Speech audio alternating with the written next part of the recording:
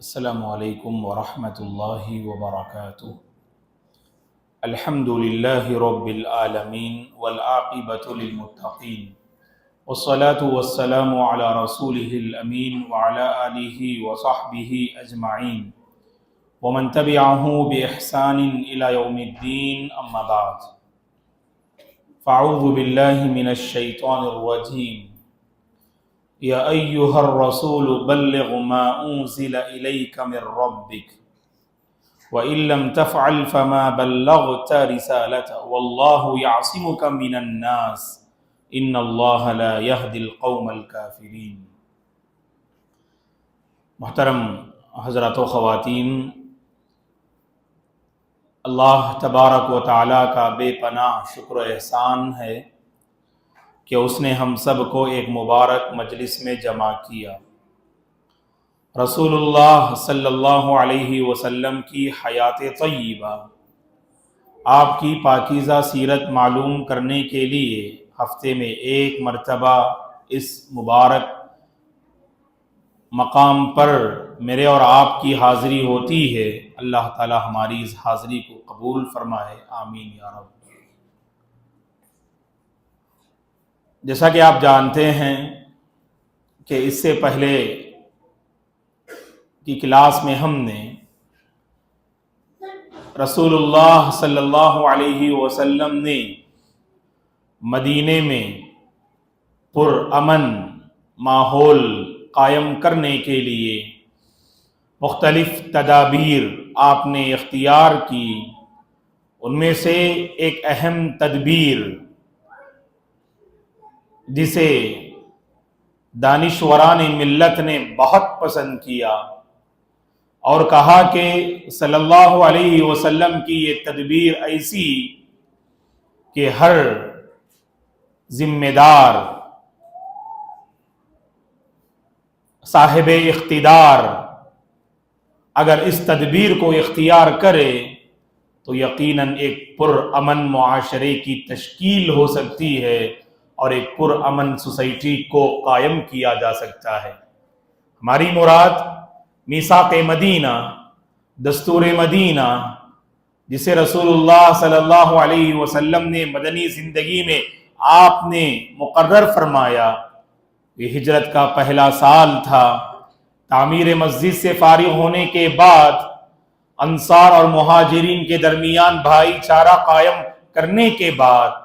آپ صلی اللہ علیہ وسلم نے جو دستور آپ نے طے کیا،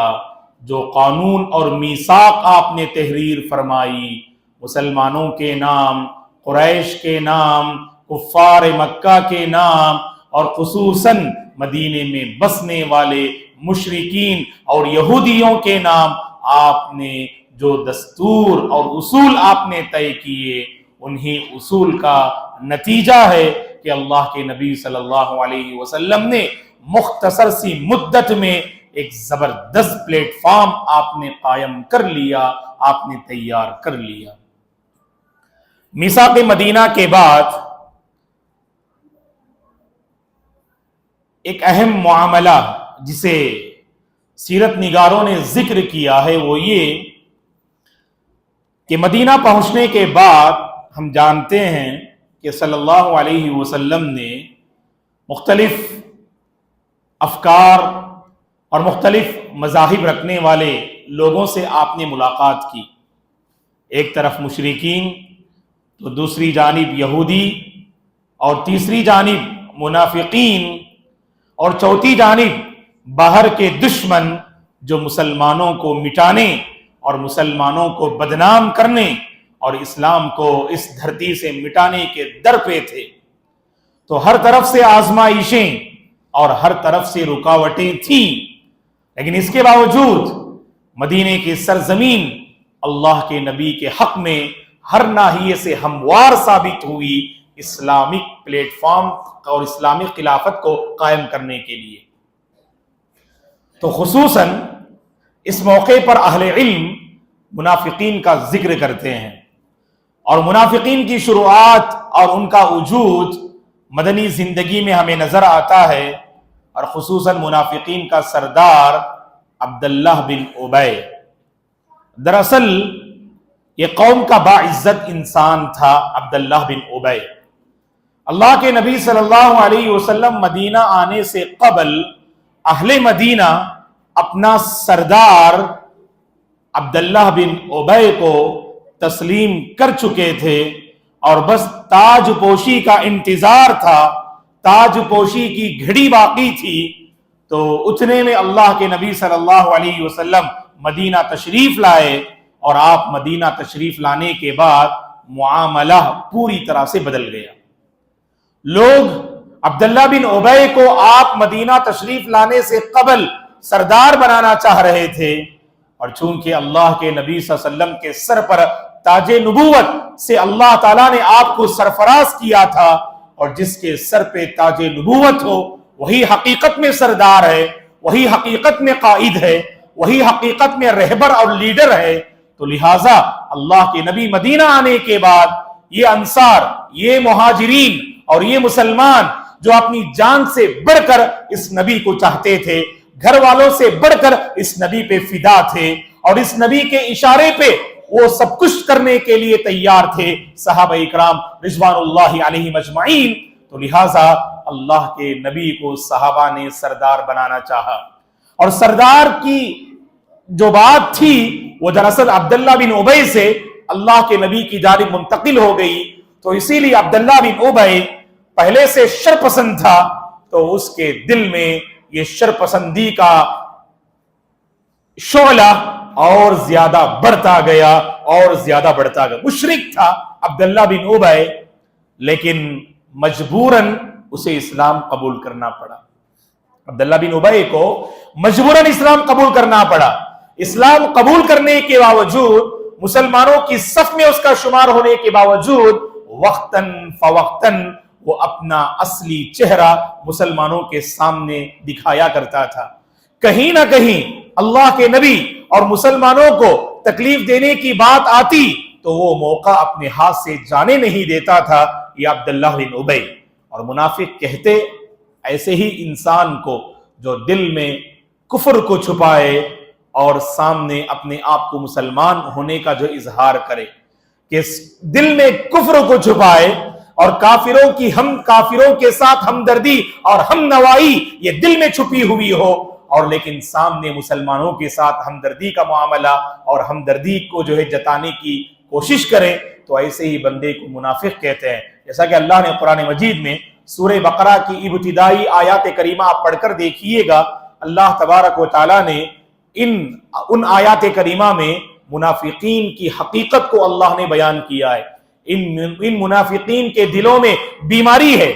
ان کا ظاہر باطن سے بالکل مختلف ہے، اور ان کا باطن ظاہر سے بالکل الگ ہوا کرتا ہے۔ عموماً منافق ایسے ہی بندے کو کہتے ہیں جو دل میں کفر کو چھپائے اور سامنے اپنے آپ کو مسلمان ہونے کا اظہار کرے۔ یہ تو عقیدے کے ناحیے سے ہے، اور ورنہ عملی ناحیے سے آپ دیکھیں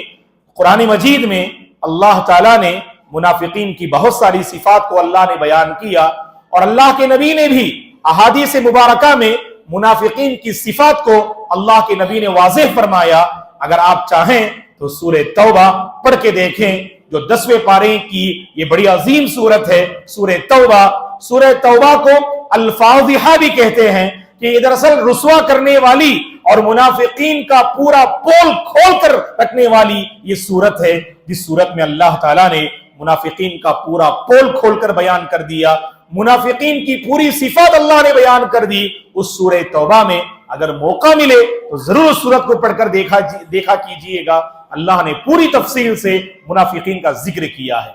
تو بہرحال منافقین کا سردار عبداللہ بن ابی جو حقیقت میں کافر تھا، جس نے دل میں کفر کو چھپائے ہوئے تھا، تو وقتاً فوقتاً یہ اللہ کے نبی اور مسلمانوں کو تکلیف دیتا تھا۔ یہاں پر معاملہ یہ ہے کہ مکے کے مشرکین جانتے تھے حقیقت میں سردار عبداللہ بن ابی کو لوگ بنانا چاہیے، لیکن لوگوں نے اللہ کے نبی کو اپنا سردار بنا لیا۔ اب موقع ملا عبداللہ بن ابی کے ذریعے اپنی ناجائز خواہش کو پوری کرنے اور ان کی ناجائز امیدوں کو پوری کرنے کا یہ وقت मुशरिकीन मक्का को आ चुका, लिहाजा उन्होंने अब्दुल्ला बिन उबई के नाम खत लिखा। अब्दुल्ला बिन उबई के नाम यह खत लिखा कि ए अब्दुल्ला, तुमने हमारे बागी और उसके साथियों को तुमने पनाह दे दी है और तुमने अपने मकाम पर उन्हें ठिकाना दे दिया है। और मक्के के मुशरिकीन ने धमकी देते हुए अब्दुल्ला बिन उबई को यह खत लिखा कि तुम और तुम्हारे साथी मिलकर मोहम्मद और मोहम्मद के साथियों के साथ तुम जंग करोगे, उन पर तुम हमला आवर होगे। अगर तुम उनसे जंग नहीं कर सकते, तुम उन पर हमला आवर नहीं हो सकते, तो कोई ऐसी चाल चलो, कोई ऐसी साजिश इख्तियार करो कि मोहम्मद और उसके साथी ये सब मदीने से बाहर निकलने पे मजबूर हो जाएं। ऐसी कोई चाल तुम जो है चलो और ऐसा कोई तरीका तुम इख्तियार करो जिससे मोहम्मद और आपके साथी मदीने से निकलने पे मजबूर हो जाएं। और आगे उन्होंने खत में लिखा, इन मक्के के मुशरिकीन ने, सरदारान मक्का ने अब्दुल्ला बिन उबई के नाम जो खत लिखा उसमें यह बात भी थी, ए अब्दुल्ला याद रखना, अगर तुमने मोहम्मद से जंग ना की, अगर तुमने मोहम्मद और उनके साथियों को मदीने से बाहर ना निकाला, याद रखना हम एक बड़ा लश्कर लेकर तुम पर हमला आवर होंगे, एक बड़ा लश्कर हम लेकर आएंगे मक्के से और तुम्हें और तुम्हारे दोस्तों अहबाब को नहीं छोड़ेंगे, तुम्हारे मर्दों को हम कत्ल कर देंगे और तुम्हारी औरतों को हम बांदियां बना लेंगे। तो इस तरह वार्निंग और आगाह करते हुए उन्होंने अब्दुल्ला बिन उबई के नाम खत लिखा। किसने? मक्के के मुशरिकीन ने। अब जैसे ये खत मिला अब्दुल्ला बिन उबई को, तो अब्दुल्ला बिन उबई ने अपने लोगों के साथ और मक्के मदीने में जो मुशरिकीन थे उनके साथ उसने एक जो है नशिस्त का जो है इरादा किया, एक बैठक का उसने इरादा किया और खत को सामने रखकर, और जिस खत में मुशरिकीन मक्का की जानिब से धमकियां थी और उसमें वार्निंग थी, और अब्दुल्ला बिन उबई ने वो खत लोगों के सामने पढ़ के सुनाया और कहा कि अब कोई ऐसी चाल और कोई ऐसा तरीका बताओ कि जिस तरीके को इख्तियार करके हम मोहम्मद और उनके साथियों के साथ जंग करने में कामयाब हो जाएं, हम उनके साथ जंग करने में कामयाब हो जाएं। तो बाज़ों ने कहा, जो वहां मजलिस में मौजूद थे, सीरत निगारों ने इस वाक़ये को अपनी जो है किताबों में नकल किया है और इमाम इब्न हिशाम रहमतुल्लाह अलैहि ने भी अपनी किताब सीरा नबविया में इस वाक़ये को नकल किया है कि बाज़ों ने कहा जो मजलिस में मौजूद थे कि अब्दुल्ला, हम इस मोहम्मद से मुकाबला कर नहीं सकते, इस मोहम्मद से हम मुकाबला कर नहीं सकते, हमारे अंदर वो ताकत नजर नहीं आ रही है। तो ऐसे ही ये लोग आपस में गुफ्तगू कर रहे थे, उतने में अल्लाह के नबी वहां पहुंच जाते हैं और अल्लाह के नबी सल्लल्लाहु अलैहि वसल्लम ने उस मजलिस में जितने मुशरिकीन मौजूद थे उनसे आपने फरमाया सल्लल्लाहु अलैहि वसल्लम ने, ऐ लोगो, क्या तुम समझते हो कि तुम हमारे साथ मुकाबला करके हमें कुछ नुकसान पहुंचा दोगे? याद रखना, हमारे साथ मुकाबला करके तुम हमें नुकसान पहुंचाना चाहते हो। अगर तुमने हमारे साथ मुकाबला करना अगर ठान लिया तो हमें क्या तुम नुकसान पहुंचाओगे, उससे कहीं ज्यादा तुम्हारा अपना नुकसान होगा, तुम्हारा अपना घाटा, तुम्हारा अपना खसारा होगा। अल्लाह के नबी की ज़बान मुबारक से जो अल्फाज निकले वो मुशरिकीन और अब्दुल्ला बिन उबई के दिल में वो बात ऐसे इस कदर घर कर गई, वहां मौजूद अहबाब मुंतशिर हो गए और मजलिस से उठकर जो भागने लगे कि अल्लाह के नबी सल्लल्लाहु अलैहि वसल्लम के अल्फाज सुनकर कि तुम हमसे मुकाबला करके हमें नुकसान पहुंचाने की तुम बात कर रहे हो और समझ रहे हो, याद रखना तुम हमें क्या नुकसान पहुंचाओगे, उससे ज्यादा तुम्हारा अपना घाटा, तुम्हारा अपना नुकसान होगा। इस मौके पर वक्तन फवक्तन अब्दुल्लाह बिन उबई की दुश्मनी खुलकर सामने आ रही थी। बच्चियों से हम गुजारिश करते हैं कि बराए मेहरबानी कि आप खामोशी का मुजाहरा करें ताकि सामीईन और सामियात को सुनने में किसी तरह की कोई दुश्वारी जो है पेश ना हो। अल्लाह ताला इन बच्चियों की हिफाजत फरमाए। हम माओं से गुजारिश करते हैं कि आप अपने काबू में जो है बच्चियों को रखने की कोशिश करें। अल्लाह तमाम पर रहम व करम का मामला फरमाए। बारकल्लाहु फीकुन्ना। अच्छी बात। کیا ہی بہتر ہوگا امام صاحب، اگر زیادہ چھوٹی بچیاں ہیں تو اس جہاں میں لا کر بٹھا دیں اس کے بعد والے درس میں انشاءاللہ، کیا خیال ہے آپ کا؟ اگر زیادہ چھوٹی بچیاں ہیں تو شاید ادھر اگر آ کے بیٹھ جائیں تو ایک ڈر بھی رہے گا اور الحمدللہ غور سے جو ہے سننے کا موقع ملے گا، اور خواتین کی بھی الحمدللہ کوئی دقت نہیں ہوگی، ورنہ ان کو سنبھالتے ہوئے شاید ان کو سننے میں بھی اور باتوں کو ذہن میں رکھنے میں بھی کچھ حرج ہو۔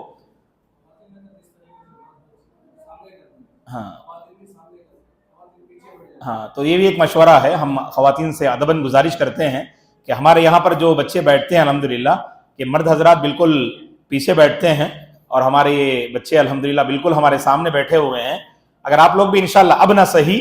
آنے والے انشاءاللہ جو ہے یعنی کلاسوں میں اگر بچیوں کو سامنے بٹھا دیں آپ تو انشاءاللہ آپ کے قابو میں بھی رہیں گے، نگاہوں میں بھی رہیں گے اور زیادہ دقت بھی نہیں ہوگی آپ کو۔ اصل مسئلہ یہ ہے کہ مختلف جو ہے مواقع ایسے آتے ہیں ہماری کلاس میں کہ بہت سارے نام آپ کو غور سے سننا پڑتا ہے اور باتوں کو آپ جو ہے غور سے سننا پڑتا ہے، تبھی آپ جو سمجھ پائیں گے۔ آپ اللہ تعالیٰ جزائے خیر دے آپ تمام کو، کہ کہیں ایسا نہ ہو کہ ان بچوں کو سنبھالنے میں آپ کا وقت جو ہے گزر جائے، یہ ہم بھی نہیں چاہتے ہیں۔ بارک اللہ فیکن۔ تو وقتاً فوقتاً عبداللہ بن ابی کی دشمنی لوگوں کے سامنے کھل کر ظاہر ہو رہی تھی، تو اس موقع پر بعض صحابہ اللہ کے نبی کی خدمت میں حاضر ہوئے، جیسا کہ امام بخاری رحمۃ اللہ نے اپنی صحیح میں ذکر کیا ہے کہ سعد بن عبادہ رضی اللہ عنہ اللہ کے نبی کی خدمت میں حاضر ہوئے اور اللہ کے نبی سے کہا کہ اللہ کے نبی عبداللہ کے ساتھ آپ عفو درگزر کا معاملہ کیجئے گا، اس بندے کو آپ نظر انداز کیجئے گا، اس بندے کو آپ جو ہے اپنی گرفت میں مت لیجئے گا، کیونکہ آپ کے آنے سے قبل اہل مدینہ نے عبداللہ کو اپنا سردار بنانے کا پوری طرح سے انہوں نے ارادہ کر لیا تھا، لیکن آپ کے تشریف لانے کے بعد لوگوں نے آپ کو سردار بنا لیا، جس کی وجہ سے یہ بندہ طیش میں آ گیا، اور اس طیش میں آنے کی وجہ سے وہ ایسی حرکتیں کر رہا ہے، لہٰذا اے اللہ کے نبی آپ اس کے ساتھ عفو درگزر کا معاملہ کیجئے، آپ اس پر رحم کا معاملہ کیجئے۔ سعد بن عبادہ رضی اللہ عنہ نے اللہ کے نبی کی خدمت میں آ کر ایسی باتیں انہوں نے پیش کی۔ تو جب مسلمانوں کو یہ اطلاع ملی کہ باقاعدہ خفیہ طور پر مشرکین مکہ اللہ کے نبی اور مہاجر صحابہ کو خصوصاً پریشان کرنا چاہتے ہیں اور مدینے سے باہر نکالنا چاہتے ہیں کہ کہیں ایسا نہ ہو کہ اللہ کے نبی کو وہ کہیں آپ کے ساتھ کہیں کوئی برا سلوک نہ کر بیٹھیں جس سے آپ کی جان خطرے میں پڑ جائے، اور اللہ کے نبی صلی اللہ علیہ وسلم مدینہ آنے سے قبل اہل مدینہ نے آپ کے ساتھ جو وعدہ کیا تھا، اے اللہ کے نبی آپ تشریف لائیے مدینہ، ہم اپنے گھر والوں سے بڑھ کر آپ کا خیال رکھیں گے، اور یہاں تک بعض احباب نے کہا اپنی جان سے بڑھ کر ہم آپ کی جان کی پرواہ کریں گے۔ وعدہ کیا تھا، اور یہ اہل مدینہ اور اہل عرب وعدے کے بڑے جو ہے محافظ تھے، وعدے کے بڑے پکے تھے، لہٰذا انہیں فکر لاحق ہوئی کہیں یہ لوگ خفیہ طور پر اللہ کے نبی کے ساتھ برا معاملہ نہ کر بیٹھیں۔ اسی لیے اللہ کے نبی آرام فرماتے رات میں تو بعض صحابہ انصاری صحابہ اللہ کے نبی کے گھر کے باہر پہرہ داری کرتے ہوئے نظر آتے، آپ کی حفاظت کی خاطر۔ یہ تھے صحابہ دوستو، صحابہ کو یہ مقام ایسے ہی نہیں ملا، اللہ کے نبی پہ قربان تھے یہ صحابہ رضی اللہ عنہم۔ دیکھیے گا اللہ کے نبی آرام فرما رہے ہیں، کہیں کوئی دشمن آپ پہ حملہ نہ کر دے، اسی لیے رات میں پہرے داری کر رہے ہیں۔ ایک واقعہ اہل علم نے لکھا ہے اور ابو داؤد رحمۃ اللہ علیہ نے اپنی سنن میں بھی اس کو ذکر کیا ہے کہ سعد بن ابی وقاص رضی اللہ عنہ اسی طرح رات میں پہرے داری یعنی آپ کی حفاظت میں لگے ہوئے تھے۔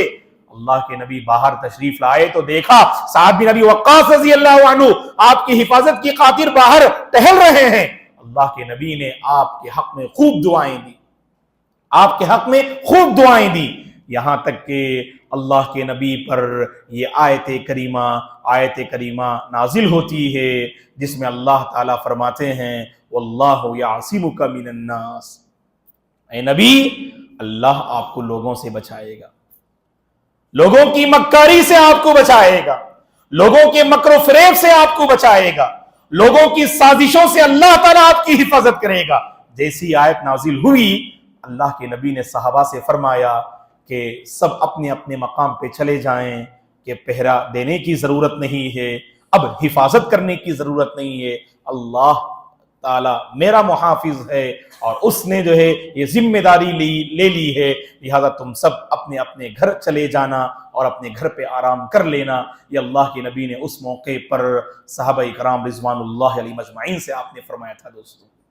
تو اس سے آپ اندازہ لگا سکتے ہیں کہ اللہ کے نبی کا صحابہ کے ساتھ اور صحابہ کا اللہ کے نبی کے ساتھ کس قدر گہرا رشتہ اور تعلق تھا۔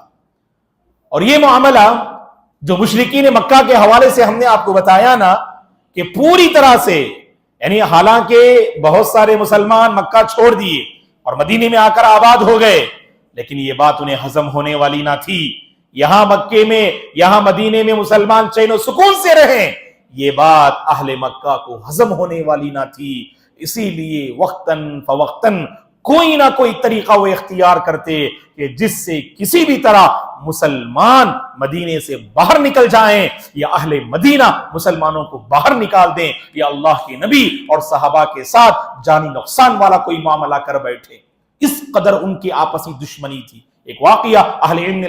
نقل کیا ہے، اور امام بخاری رحمۃ اللہ علیہ نے بھی اس واقعے کو پوری تفصیل سے بیان کیا ہے۔ اس واقعے کا خلاصہ کہہ کر ہم اپنی گفتگو انشاءاللہ ختم کر لیں گے۔ اس سے اندازہ لگا سکتے ہیں کہ اہل مکہ نے اللہ کے نبی صلی اللہ علیہ وسلم کے ساتھ اور مسلمانوں کے ساتھ ان کے اندر جو دشمنی تھی، وہ دشمنی کی آگ ہجرت کے بعد بھی کیسے بھڑک رہی تھی، اس واقعے سے آپ اندازہ لگا سکتے ہیں۔ سعد بن معاذ رضی اللہ عنہ فرماتے ہیں کہ میں عمرہ کے ارادے سے مدینے سے نکلا اور مکہ پہنچا۔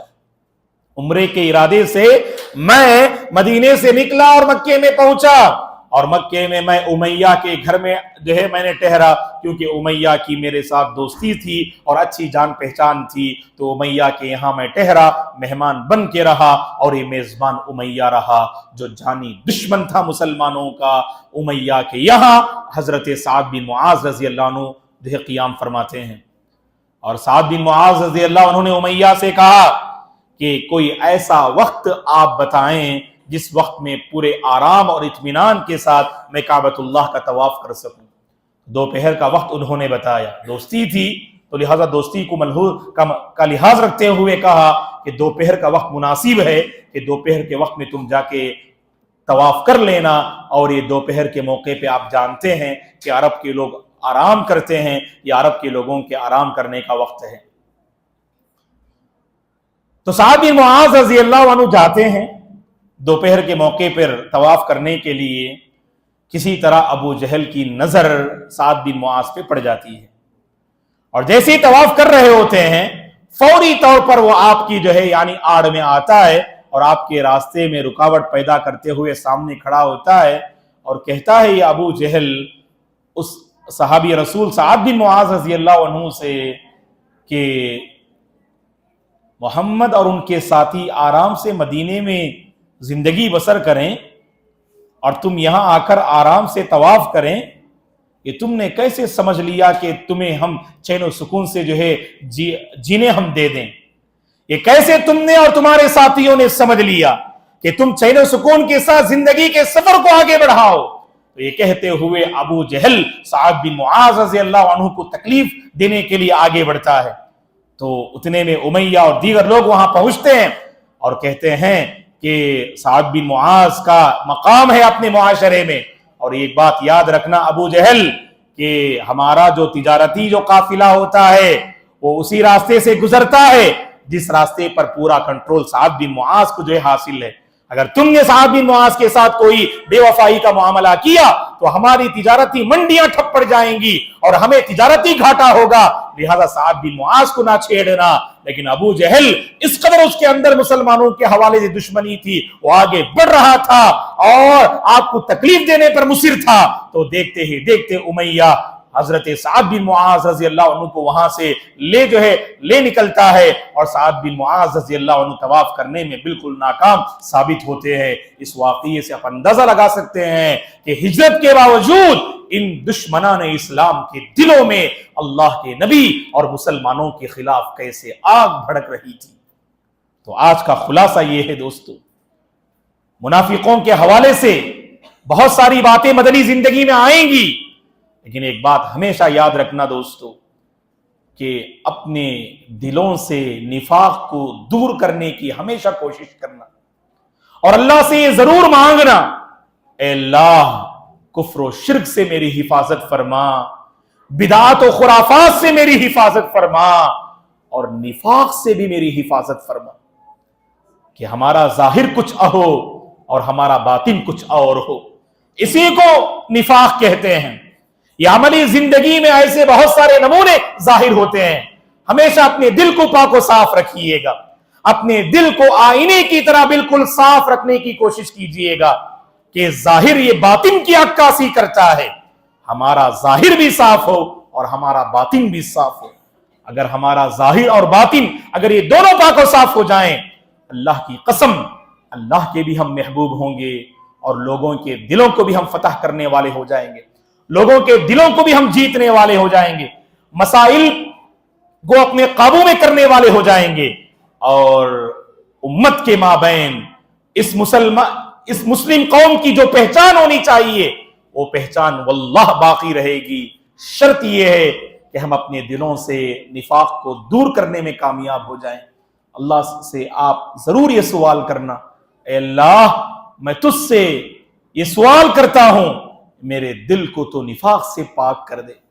मेरे दिल को तो निफाक से पाक कर दे। और उस सिलसिले में अल्लाह के नबी ने बेहतरीन आपने नुस्खा भी बताया है, ये नुस्खा सुनिएगा और आप में से जो अहबाब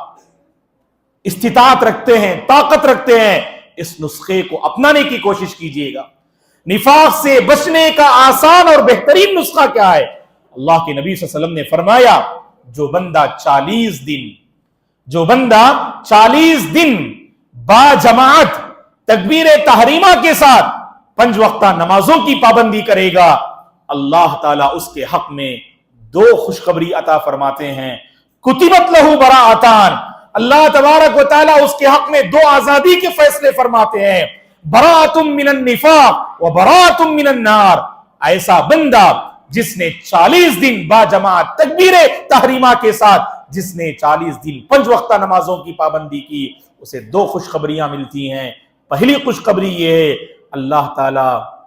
निफाक से उसके दिल को आजाद कर देते हैं और दूसरी खुशखबरी ये है, अल्लाह ताला उसको क़ियामत के दिन जहन्नम से आजाद कर देंगे। अल्लाहु अकबर। कितनी बड़ी बात है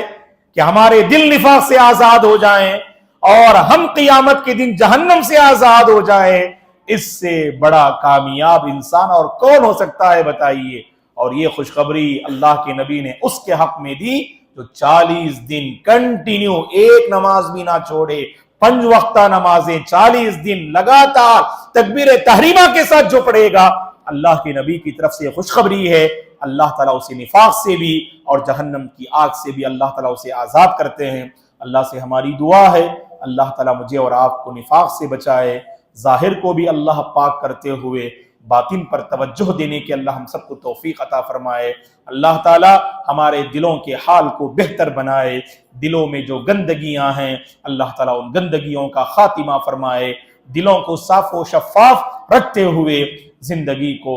आगे बढ़ाने की अल्लाह हम सबको तौफीक अता फरमाए। अल्लाह हमारे यहाँ जमा होने को कबूल फरमाए, अल्लाह हमारी हर किस्म की परेशानी को दूर फरमाए, अल्लाह ताला खैर के फैसले फरमाए, चैन व सुकून के फैसले फरमाए, अमन व शांति के अल्लाह फैसले फरमाए, अल्लाह खैर पे बाकी रखे और खैर ही पर अल्लाह खातिमा नसीब फरमाए। आमीन या रब। तो